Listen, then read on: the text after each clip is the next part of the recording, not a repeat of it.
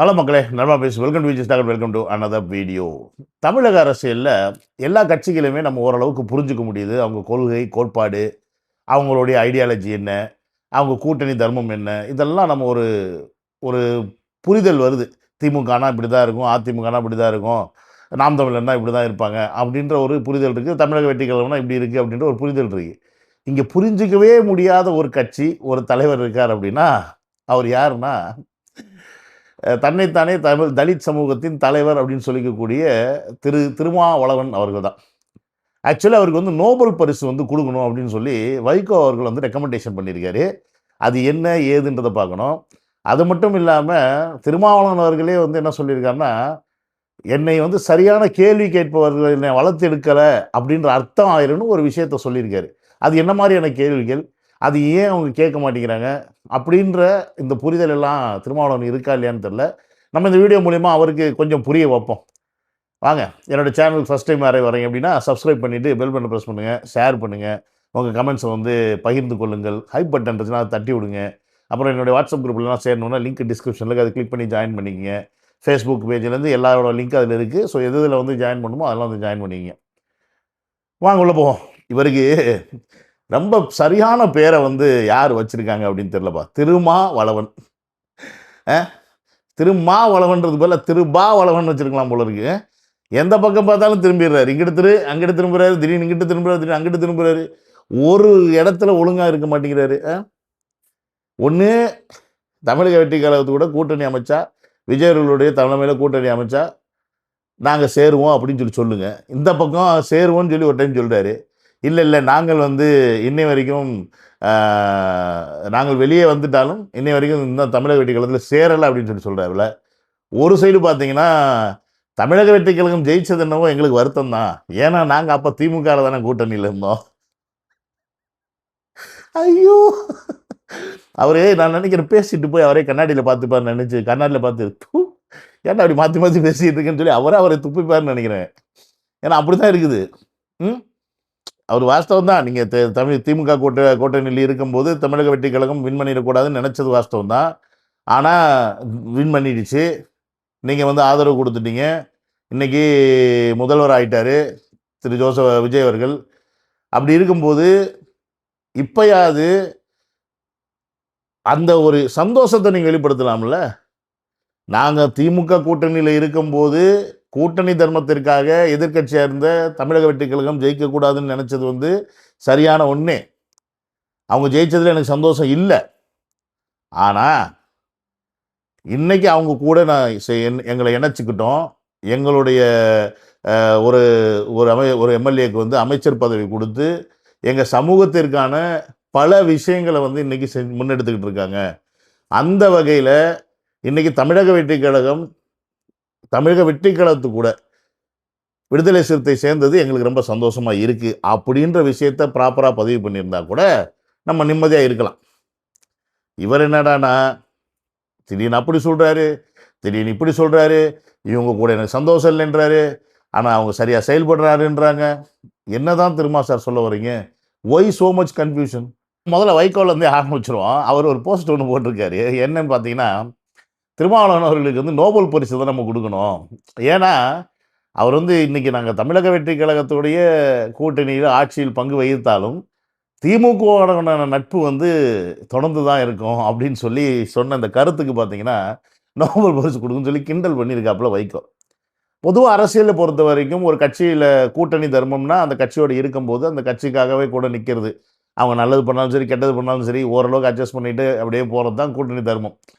ஆனால் அந்த கூட்டணி விட்டு வெளியில் வந்துட்டாங்க அப்படின்னா அந்த கட்சிக்கும் நமக்கும் சம்மந்தம் இல்லை, அவங்க கொள்கைக்கும் நமக்கும் சம்மந்தம் இல்லை அப்படின்றது தான் நிதர்சனமான உண்மை. அப்படி தான் இந்த கூட்டணிகள் வந்து மாறும். கட்சிகள் வந்து இங்கேருந்து அங்கே, அங்கேருந்து இங்கேன்னு மாறும். அப்படி இருக்கும்போது இன்றைக்கி தமிழக வெற்றி கழகத்தில் ஒரு அமைச்சரவையில் பங்கு எடுத்துக்கிட்டு இருக்கக்கூடிய விடுதலை சிறுத்தை கட்சியின் தலைவர் அவர்கள் என்ன சொல்கிறாருன்னா, தமிழக வெற்றி கழகத்தில் நாங்கள் கூட இருந்தாலும் எங்களுடைய நட்பு வந்து திமுகவில் இருக்கும்பா, நாங்கள் வந்து என்னைக்கு வேணால் வந்து அப்போ ஆனால் ஆப்பு வைப்போம்ப்பா அப்படின்றத வந்து சொல்லாமல் சொல்கிறாரா, இல்லை எந்த அடிப்படையில் சொல்கிறாரு? இது என்ன தர்மம்னு எனக்கு புரியல. ஏன்னா 1.5 வருஷமாக 2 வருஷமாக திருமாவளவன் வந்து கட்சியில் சேரணும், திமுக தாமைக்காக்கு வரணும் அப்படின்ற ஆசை வந்து தமிழக வெற்றி கழகத்துக்கு ஸ்டார்டிங்லேருந்தே இருந்துச்சு, தலைவர் அவர்களும் இருந்துச்சு. அதற்கு எத்தனையோ சமிஞ்சைகள் ஓப்பன் ஸ்டேட்மெண்ட்டே கொடுத்தாங்க வாங்க அப்படின்னு. பட் அவர் தான் வரமாட்டேன்னு வம்படியாக திமுகவில் இருந்தார். அப்படி இருக்கும்போது பல விமர்சனங்களை தலைவர் விஜய் மேலே வச்சாருன்னு வச்சுக்கோங்களேன். அந்த கூட்டணி இருக்கும்போது சரி அது கூட்டணி தர்மம், நீங்கள் அப்படி தான் வைப்பீங்க அப்படின்னு சொல்லி ஒத்துக்கலாம். இன்னைக்கு அந்த கூட்டணியை விட்டு நீங்கள் வெளியில் வந்து தமிழக வெற்றி கழகத்தோட அமைச்சரவையில் சேர்ந்து உங்களுக்கு ஒரு அமைச்சரும் கொடுத்து உங்கள் கட்சியில் ஒருத்தருக்கு நீங்கள் ஒரு நல்ல திறம்பட செயல்பட்டு இருக்கும்போதும் நீங்கள் இன்னும் ஒரு டபுள் ஸ்டாண்டர்டில் இருந்தீங்கன்னா உங்களை எப்படி புரிந்து கொள்வது அப்படின்ற குழப்பம் எல்லாரிடத்திலும் இருக்குது. ஆனால் நீங்கள் என்ன பண்ணுறீங்கன்னா நீங்களே குழம்பி போயிருக்கீங்கன்னு ஒரு ஸ்டேட்மெண்ட் கொடுக்குறீங்க. அதை தான் இப்போ நம்ம பார்க்க போகிறோம். இப்போ இந்த போஸ்ட்டை பாருங்க, 35 ஆண்டு கால உழைப்பு வீணாகி விட்டதாக பொருளாம். எதுக்கு சொல்கிறாருன்னு கேட்டிங்கன்னா, எந்த அடிப்படையில் தாவேகாக்கு ஆதரவளித்தீர்கள் என கேள்வி கேட்கும் இளைஞர்கள் எனக்கு வேண்டும் அப்படின்னு சொல்கிறார். அதாவது திமுக கூட்டணியிலிருந்து வெளியே வருவதற்கான நெருக்கடி என்ன வந்தது, அதாவது திமுகவிலிருந்து நீங்கள் வெளியில் வந்து தமிழக வெற்றி கழகத்தில் சேர வேண்டிய அவசியம் என்ன வந்தது அப்படின்னு உங்ககிட்ட கேள்வி கேட்கணும் இளைஞர்கள் அப்படின்னு நீங்கள் நினைக்கிறீங்க பார்த்தீங்களா. இந்த இடத்துலையே நீங்கள் ஃபெயில் ஆகிட்டீங்க. நீங்கள் அப்படிப்பட்ட ஒரு அரசியல் புரிதல் உள்ள இளைஞர்களையும் சரி உங்கள் சமூகத்தினரையும் வளர்த்து எடுக்கலை அப்படின்றது புரிதல் ஆயிடுச்சு. ஏன்னா எல்லாருக்குமே தெரியும் 108 இடம் தான் தமிழக வெற்றி கழகம் ஜெயிச்சது. தமிழக வெற்றி கழகம் ஆட்சி அமைக்கணும் அப்படின்னா ஆளுநர் வந்து 118 இடம் வேணும்னு சொல்லிட்டாரு. தமிழக வெற்றி கழகம் ஒருவேளை வெறும் கட்சிக்கும் ஆசைக்கும் பதவிக்கும் ஆசைப்பட்டிருந்தா அப்படியே அதிமுக பக்கம் தாவிட்டு போயிட்டு வெளியிலேருந்து ஆதரவு கொடுங்க பழனிசாமி அப்படின்னு சொல்லியிருந்தா கூட பழனிசாமி கொடுத்துருப்பாரு. இங்கிட்ட அழகாக ஒரு 10 20 40 எம்எல்ஏ கால ஆதரவு வந்திருக்கும். நீங்கள்லாம் இந்நேரம் திமுக கூட கூட்டணியில் இருந்திருப்பீங்க. ஆனால் சமூக நீதி, அப்புறம் வந்து மக்கள் நலன், அப்புறம் வந்து இந்த மாதிரி விஷயங்கள் எல்லாம் கொள்கை கோட்பாடு இதெல்லாம் நீங்கள்லாம் பேசுகிறீங்களே, அந்த மாதிரி ஒரு காரியம்லாம் இருக்குன்றனால அதெல்லாம் நாங்களும் மதிக்கிறோன்றனால தலைவர் அவர்கள் என்ன பண்ணார், சமூக நீதி கட்சியான உங்களை மாதிரி கட்சிகளை வந்து அப்ரோச் பண்ணுறாரு. அப்போ அதில் ஆல்ரெடி காங்கிரஸ் வந்துட்டாங்க. காங்கிரஸ் வந்தோடனே கம்யூனிஸ்ட் பின்னாடி வந்துருச்சு. கம்யூனிஸ்ட் வந்தோடனே ஐயுஎம்எல் வந்துட்டாங்க. ஐயுஎம்எல் வந்ததுக்கப்புறம் கடைசி வரைக்கும் இழுத்தடிச்சது திருமாவளவன் அவர்கள் தான். இப்போ இந்த இடத்துல திருமாவளவன் அவர்கள் தான் விளக்க வேண்டியிருக்கு. எந்த அழுத்தத்தின் அடிப்படையில் நீங்கள் கடைசி நாள் வரைக்கும் இழுத்துக்கிட்டு இருந்தீங்க, கடைசி நாள் வரைக்கும் நாங்கள் வந்து தவிர சப்போர்ட் பண்ணணும்னு சொல்லாமல் இழுத்ததுக்கான காரணத்தை நீங்கள் தான் சொல்லணும். ஏன்னா நீங்கள் தான் வந்து ஈஸியாக வந்து இங்கே சேர வேண்டியது. அது மட்டும் இல்லாமல் அதுதான் நீதி தர்மம் நியாயம். கடைசியில் அதுதான் நீங்களும் சொன்னீங்க. அவங்க சமூக நீதி பக்கம் நிற்கிறனால எங்களை அப்ரோச் பண்ணி வந்தாங்க, நாங்கள் இந்த இடத்துல விட்டுறக்கூடாதுன்றதுக்காக சப்போர்ட் பண்ணோன்னு. அப்போ இந்த ஒரு விஷயத்தை நீங்கள் இல்லை ஒரு எக்ஸ்பீரியன்ஸ்டான ஒரு அரசியல்வாதியாக இருந்தீங்கன்னா நீங்கள் என்ன பண்ணியிருக்கணும், முதல்ல நீங்கள் வந்து ஆதரவு கொடுத்துருக்கணும் தமிழக வெற்றி கழகத்துக்கு. தம்பி நாங்கள் வந்து திமுகவோட இருந்தாலும் எங்களுடைய ஆதரவு உங்களுக்கு இருக்குது, நீங்கள் வந்து ஆட்சி அமைக்கிறதுக்கு நாங்கள் ஆதரவு தரோம் நீங்கள் சொல்லியிருக்கணும். ஆனால் நீங்கள் கடைசி வரைக்கும் தராமல் இழுத்தடிச்சதுக்கான காரணம் என்ன அப்படின்றது உங்களுக்கு நல்லாவே தெரியும். ஏன்னா உங்களுக்கு ஆசை வார்த்தை காமிச்சாங்க, முதலமைச்சர் ஆக்கிடுவோம் அப்படின்னு ஒரு ஆசை வார்த்தை. நீங்கள் லைட்டாக அப்படியே கொஞ்சம் ஸ்லிப் ஆகிட்டீங்க, அது எல்லாருக்குமே தெரிஞ்சிச்சு. நீங்கள் எவ்வளோ சிக்கலில் என்ன மாதிரியான சூழ்நிலை திமுகவில் இருக்கீங்க, எந்த அழுத்தத்தில் இருக்கீங்கன்னு இப்போ எங்களுக்கு தெரியாது. அது நீங்கள் தான் வெளிப்படுத்தணும். ஏன் உங்கள் சமூகத்தின் நபர்களுக்கோ உங்கள் இளைஞர்களுக்கோ நீங்கள் வளர்த்தெடுத்த இளைஞர்களுக்கோ தெரியாது. நீங்கள் ஒரு விஷயத்தை விளக்காம நீங்கள் பழியை தூக்கி நீங்கள் என்ன போடுறீங்க, என்ன இப்படி கேள்வி கேட்கக்கூடிய நபர்கள் வேணும்னு நீங்கள் சொல்கிறீங்க. இது எந்த வகையில் நியாயம்?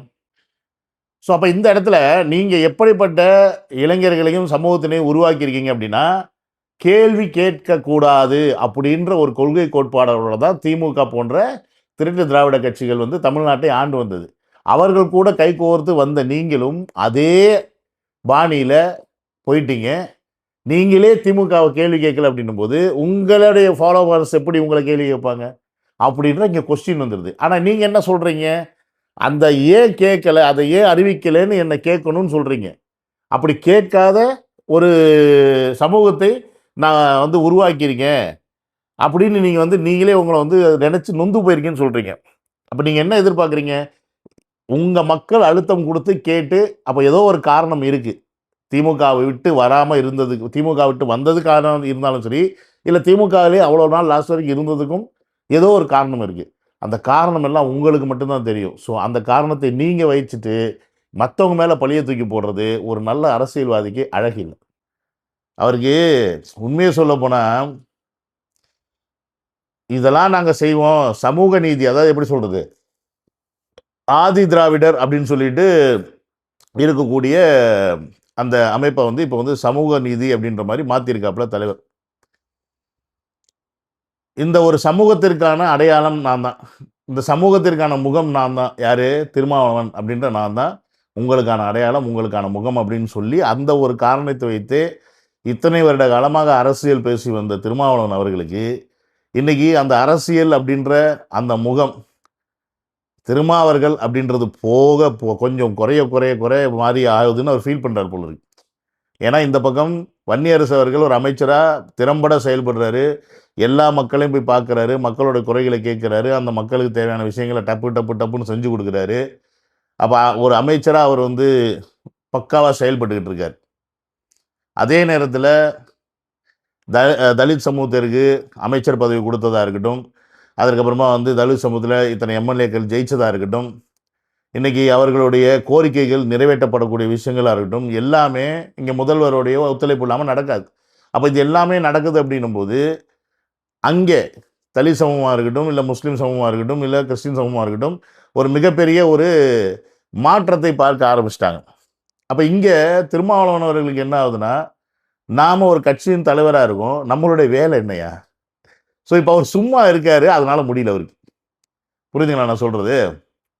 இப்ப சும்மா இருக்கிறாரு. இதே திமுக ஆட்சி காலத்துல என்ன ஆகும்னு பார்த்தீங்கன்னா, யாராவது ஏதாவது எதிர்த்து பேசுனாங்கன்னா, இவங்க தான் கட்ட பஞ்சாயத்து பண்றது. ரவுடிசம் மாரி போயிட்டு நின்னு மிரட்டுறது, வைக்கிறது, இந்த கட்ட பஞ்சாயத்து பண்றது, பார்ட்டி ஃபண்டுக்கு அதுக்கு இதுக்குன்னு சொல்லிட்டு, ஒரு திமுகவுடைய அடியாள் கூட்டமாகத்தான் விடுதலை சிறுத்தையை திமுக வந்து இத்தனை வருடமாக வச்சிருந்து அவங்கள அதுக்கு தான் பயன்படுத்திட்டு இருந்துச்சு.